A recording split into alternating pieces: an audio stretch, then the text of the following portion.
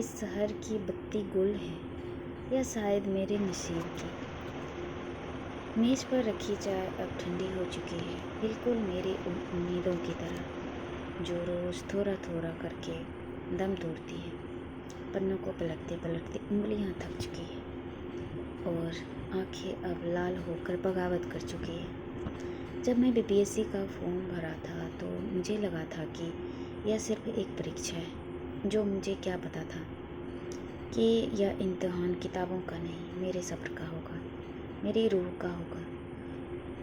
लोग बाहर निकलते हैं, हंसते हैं, त्यौहार मनाते हैं और मैं इस चार दीवारी के अंदर कैद हूँ। आइसोलेशन, लोग इसे एक शब्द कहते हैं, अकेलापन। पर पूछो इस कमरे की दीवारों से, यह अकेलापन क्या होता है?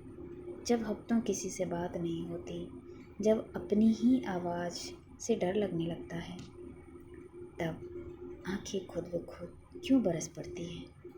कोई नहीं जानता, कोई नहीं समझता कि इस चुप्पी के पीछे कितना शोर है मेरे अंदर। माँ का फ़ोन आता है, बेटा खाना खाई, सब ठीक है ना? और मैं फ़ोन पर अपनी कांपती हुई आवाज़ को संभालते हुए कहती हूँ, हाँ मम्मी, सब ठीक है, बस पढ़ाई ही कर रही हूँ। मैं झूठ बोलती हूँ, मैं उनसे कहती हूँ कि मैं खुश हूँ, जबकि सच तो यह है कि एक ठीक है के पीछे मेरे जाने कितने आंसू तकिए के दफ्त हो चुके हैं। फ़ोन करते ही ऐसा लगता है जैसे दुनिया का आखिरी सहारा भी छीन गया हो। दोस्त अब कहाँ हैं? किसी का प्रमोशन हो गया है, कोई शहर छोड़ गया, किसी की शादी हो गई, बस आगे बढ़ गए, सब आगे बढ़ गए और मैं इसी एक सिलेबस के दल बदल धंसता चला गई। कभी कभी शीशे में खुद को देखती हूँ, बिखरे हुए बाल, सूजे हुए आंखें, कमज़ोर होता हुआ जिस्म। मन करता है कि सब कुछ छोड़ दूँ, बैग उठाऊँ और घर वापस भाग जाऊँ। माँ के आंचल में सिर रख कर जी भर के रो लूँ। पर तभी पिताजी की वो झुर्रियाँ वाली हाथें याद आती, जिन्होंने धूप में खड़े होकर मुझे यहाँ तक भेजा है। तो वो उम्मीद की याद आती है जो उन्होंने मेरी आंखों में देखी थी। और तब ये आंसू कमजोर नहीं, मेरी कमजोरी पर मेरा गुस्सा बनाते हैं और मैं रोती हूँ क्योंकि दर्द है, पर हार नहीं मानूंगी क्योंकि जीते हैं। समाज भी अजीब है ना, जब तक सफल नहीं हो तब तक तुम पर मजाक हो। रिश्तेदारों की वो दबी हुई हंसी, पड़ोसियों के वो ताने, अरे इतने साल दिल्ली या पटना में पड़े हो, कुछ अभी तक हुआ कि नहीं, बस वक्त काट रहे हो। ये ताने सीधे दिल पर लगते हैं, गोलियों की तरह। और जब कोई जवाब देने वाला नहीं होता तो ये तीर अंदर ही अंदर रिश्ते रहते हैं। रात के अंधेरे में ये तन्हाई जहर बनने लगती है कि क्या वाकई में काबिल नहीं हूँ मैं? क्या मेरे नसीब में सिर्फ असफलता लिखी है? उस वक्त कोई कंधा नहीं होता जिस पर सिर रख कर रोया जा सके। दीवारें हैं जो चुपचाप मेरा रोना सुनती है, मेरी सिसकियों को आवाज़ सिर्फ ये कमरा जानता है। लेकिन मैं कसम खाती हूँ इस अकेलेपन की, इसी कमरे की घुटन की, इन आंसुओं की एक एक बूंद की।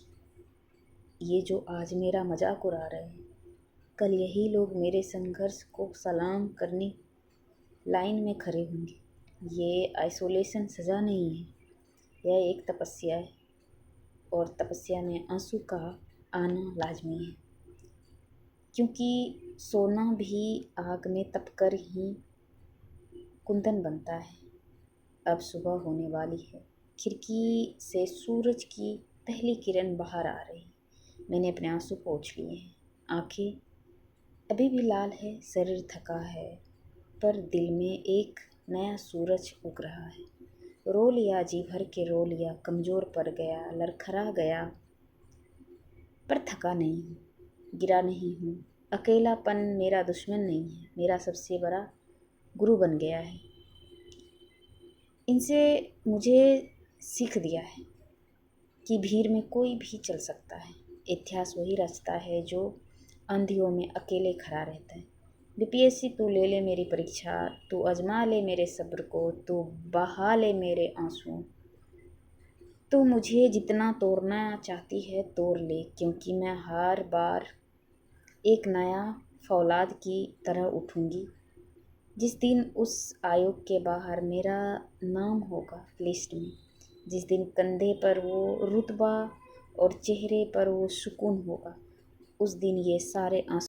पढ़ते पढ़ते कब 5 बज गई मुझे पता ही नहीं चला था। शाम के अभी 5 बज रहे हैं और मेरी तीसरा दिन जो था वो टारगेट पूरा हो चुका है और चौथा दिन स्टार्ट हो जाएगा।